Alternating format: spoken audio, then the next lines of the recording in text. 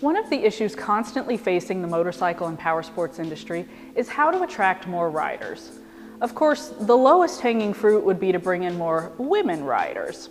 According to a Motorcycle Industry Council report, only an average of 10% of new motorcycle owners in the past year were female, which means there are plenty of other women to attract to the industry. One of the biggest hurdles in getting women to ride is overcoming the intimidation factor, whether that's because of the size of the vehicles, the sense of unease being in the open air on the road, or because of how technical riding a motorcycle can be. Hence the importance of International Female Ride Day, an annual event when the women riders from across the globe unite to celebrate their love of riding motorcycles and powersport vehicles. This year, IFRD fell on May 4th, and Can-Am invited me, a few other female powersports editors, as well as a couple of Can-Am brand ambassadors, to fly out to Southern California and test ride the 2024 Ryker and Spyder three-wheelers. In true IFRD spirit, we editors were novices when it came to three-wheeled motorcycles, so this was the perfect testing ground, and let me tell you, I had a blast. The ride started out in Temecula, California, smack dab between Los Angeles and San Diego. Temecula Motorsports graciously hosted us for the morning, helping us to get familiar with the Can-Ams. Of course, these Ryker and Spyder models had literally just rolled off the manufacturing floor and got shipped directly to the dealership. So even the rep showing us the ins and outs had to take a minute to familiarize himself with all the new features. I did the first leg of the journey on a 2024 Ryker Rally and the second leg aboard a 2024 Spyder RT, so I got a great sense for both an entry-level model and its luxurious cousin. Now, I could rattle off some technical specs about these models that may or may not mean anything to you, but what I'm here to tell you is how it felt riding them. Let's start with the Ryker Rally. One of the key points of ease for this model is the fully automatic CVT transmission. No clutch, no shifting, no nothing. For anyone who's only ever driven an automatic car, this allows you to focus just on the enjoyment of the ride itself. The Ryker even has a reverse function, though it's operated by a lever near the left foot peg. What's also a nice transition from driving cars to the Ryker is that the three-wheeled brakes are operated by a foot pedal and not a handbrake, as on a standard motorcycle. Steering definitely takes some getting used to. You won't be executing any tight turns, but steering a Can-Am three-wheeler feels more or less like steering an ATV, personal watercraft, or a snowmobile. In addition, the Ryker does not come with a windshield installed, so prepare to feel the wind beating against you and getting bugs all up in your visor. And for that reason, along with safety, we fully recommend wearing a full face helmet. The Ryker saddle is comfortable enough for short rides, but after about half an hour, you start to feel the soreness kick in. However, the KYB HPG suspension helps absorb any bumps in the road. Because this is a sporty entry-level model, the extra features are pretty bare bones.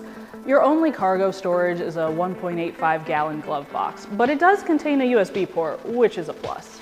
The digital display instrumentation features your standard speedometer, tachometer, odometer, trips, distance to empty, engine lights, fuel gauge, clock, and riding mode, whether that's eco or rally. On another note, though this is an accessory Can-Am offers and does not come standard on the Ryker, the model I rode was installed with one of Can-Am's Ram Mount X-Grip smartphone holders. While the pro is that it can adapt to any size smartphone as well as different angles and directions, I wasn't impressed with the gripping feature. You have to really make sure your phone is snug, and even when you think it is, it might not be. I experienced the heart-stopping moment of my phone popping loose from the gripper during the ride. Luckily, the wind caused it to land right on my thigh where I was able to catch it. However, with all this in mind, the rugged Ryker Rally, which starts at an MSRP of $14,599, is competitively priced with some of your more entry-level bikes. In comparison, the Spyder RT was designed as a sport touring three-wheeler, and at a starting price of $26,599, it has the luxurious features to match it. This model features a 6-speed semi-automatic transmission, meaning you do have to shift gears, but it's all done with the touch of a button on the handlebar and no clutch, making it very simple. However, the model does downshift automatically, so if you forget while you're braking to get into a lower gear, it's no big deal. In addition, a reverse function is included in the gear shift, so with a combination push and twist of the throttle, you're ready to roll out backwards. However, that extra twist is somewhat counterintuitive to shifting into reverse, and figuring out how to do that was probably the hardest part of riding the Spyder. The Spyder RT also comes with an adjustable windshield that raises and lowers with the touch of a button. Riding with a windshield creates an altogether different experience. Whereas the wind was coursing through me on the Ryker, I didn't feel any of it on the Spyder due to the deflection. The pros? No bugs! The cons?